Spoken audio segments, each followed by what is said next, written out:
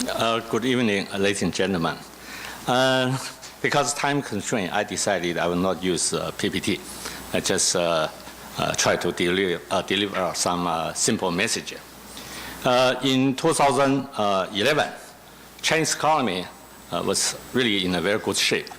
The annual growth rate last year was 9.2%. Of course, we need to have official confirmation from the government, but most people will say it's something like 9.2 to 9.3. China's inflation rate last year on average was 5.4%. It's high, but this inflation has been falling. And now it's something like 4%, a little bit higher than 4%. So 2011 was a good year for China. But 2012 perhaps is problematic for China. There are lots of talk about the hard landing of the Chinese economy. Even World Bank recently published a report saying that it's possible Chinese growth rate will fall to something like 4%, a little bit higher than 4%. For me, that is entirely impossible.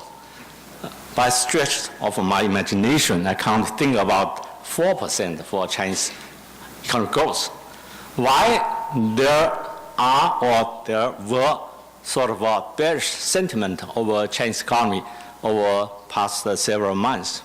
Perhaps these are due to four major considerations, or I would say conjectures. Number one is the collapse of China's housing market. You know, Chinese growth to a very large extent is investment driven. And investment in real estate development account for a quarter of this fixed asset investment, account for 10% of GDP. So to a certain extent, the Chinese economy is a housing construction economy. Not good description of Chinese economy, unfortunately. But indeed, investment in real estate sector could be very, very crucial for China's economic growth. But the government policy is to contain real estate bubble, to lower the price of houses. That's very important. And this policy introduced since last year has been biting. So the growth in investment in housing construction has been falling quite significantly. But what I'm trying to say is that there will be no collapse of China's housing market. Yes, there will be slowdown of the growth of the investment, but there will be no collapse. Why I'm saying so? Number one, the real demand for houses actually is still quite strong. People are waiting for the fall of house prices. If house prices fall by 20%, 30%, I'm quite sure white-collar Chinese, young people, graduates, they will enter the market to buy houses. And so it will set a floor for the declining of housing prices. Secondly, in China, there isn't a supply mortgages. You have to pay, the down payment will be as high as 60%. The most lenient term in 3 or 4 years ago, I think the down payment was 40%. Now it's 60%. So even if the prices of houses fall by 50%, I don't think Chinese banks will be hurt very seriously, so that there will be no liquidity shortage, no credit crunch, no recession led by housing market collapse. And also, there's a very important fact, that is Chinese government now is promoting so-called social housing. This year, the government will support local governments, join forces with the private sector to build more than 7 million units of new houses. So if commercial houses fall, then these social houses will offset the negative impact on China's economic growth. Second worry is about the China's export. And export is very important for China. One of the most important reasons for Chinese economy's downfall during global financial crisis was attributable mostly to the fall of China's exports. But the situation has changed quite importantly or significantly because now China is less dependent on external demand. In 2007, trade surplus over GDP ratio is something like 7%, 8%, according to the United States, more than 10%.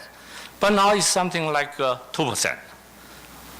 So it will not really cause such big harm as during 2008. Though I had to admit that it will cause problems for Chinese economy. But I think even if there's a global recession caused by European sovereign bonds, sovereign debt crisis, still I think Chinese economy can survive. And the third worry for those bearish investment bankers is that the Chinese local governments now is in deep trouble because they have borrowed very heavily. As a result, Chinese government's stimulus package introduced in 2008 and 2009, we call 4 trillion stimulus package. Local governments were very enthusiastic to try to establish sort of a special purpose vehicle to borrow money from banks. So the total debt of those local governments amount to something like 10.7 trillion RMB, vis-a-vis 4 trillion RMB stimulus package introduced by central government. So you can see this amount of money really is very big. But I shall say that most of those loans are still performing. Non-performing loan ratio for those loans is very low, something like 2.3%. And also, most commercial banks are well prepared. The coverage rate for those loans is very high. For example, for China's biggest bank, this is Industry and Commercial Bank of China. The coverage rate for these local government loans is more than 1,000%. So we don't need to worry too much. And most importantly, even if all these 10.7 trillion go bad, become non-performing loan, even if there are other non-performing loans, such as loans for those big infrastructure constructions, all go bad, China's debt over GDP ratio is just 53% of GDP. For those local government loans, that's 27% of GDP. For central government loans, 20% of GDP. For loans used for infrastructure, 6%. So 20 plus 27 plus 6, 53% of GDP. Compared with the European countries, even compared with Germany, China's fiscal position is very good. So even though this time around, I don't think the Chinese government really can ushering a very big stimulus package if Chinese economic growth drop very significantly. But we still can do something. We still have the kind of physical strength. So if situation was so bad, if without the government intervention, the growth rate fall below 7%, then I believe that the Chinese government will do something to pump up the economy. So in short run, I'm not at all worried. And there's another, that's the fourth worry, which was publicized in international medium, news medium. That is so-called underground created network. The collapse of this network will cause financial crisis across China. I can guarantee that will not happen, because this sort of thing happened only in certain part of China, small part of China. The most notorious example of this collapse of underground created network happened in Wenzhou. But when you account just 1% of China's GDP, very small. And also this shadow banks loans account just for 20% of total loans. So we don't need to worry too much.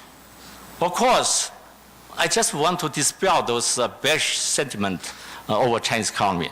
But I don't want to convey certain complacency. We are facing lots of problems. What I'm trying to say is that even though Chinese economy is facing serious problems, but we has yet to hit rocks. There's still some way to go. So we still have a plenty of breathing time. If we seize the time, then we can solve our problem. So for Chinese economy, the serious challenge is sustainability of the growth. China needs to readjust its economy. For example, the gap between rich and poor becomes serious. In the United States, there's 29.9 to 0.1. In China, we have a similar problem. And this is one. And also, we need to really improve public goods. For example, hospitals, old people's houses, education, and so on. We really need to spend lots of money in these areas, but we fail to do so in many years. And you know, pollution is very serious. And also, China's way of using resources is very wasteful. We need to do lots of these sort of things. Of course, tomorrow I will talk about China's imbalances. Chinese economy, until very recently, or even now, is too dependent on external demand. China runs twin surpluses, current account surplus, capital account surplus, but we fail to translate capital inflow into China into imports, current account deficit or trade deficit. As a result, China accumulates more than 3.2 trillion US dollars. We know, according to Professor Krugman, US government should try to devalue US dollar, try to create inflation so that the debt burden of American household can be inflated away, so that US growth can be recovered. Then who will be the victim? China. So that's not in China's interest. So China has to speed up its readjustment, rebalance. Tomorrow, if I have enough time, I will talk about this. But on the whole, I would say in short run, Chinese economy will be okay. In mid-term and long-term, we are facing this challenge. But here, I just want to give you one very clear message. I can guarantee this year, China's growth rate will be more than 8%. And growth, China's inflation will be under control. And I'm not quite sure whether China will be very successful in dealing with the real estate bubble. But more than 8% of growth rate, I think is guaranteed. If I fail next year, don't invite me. Thank you.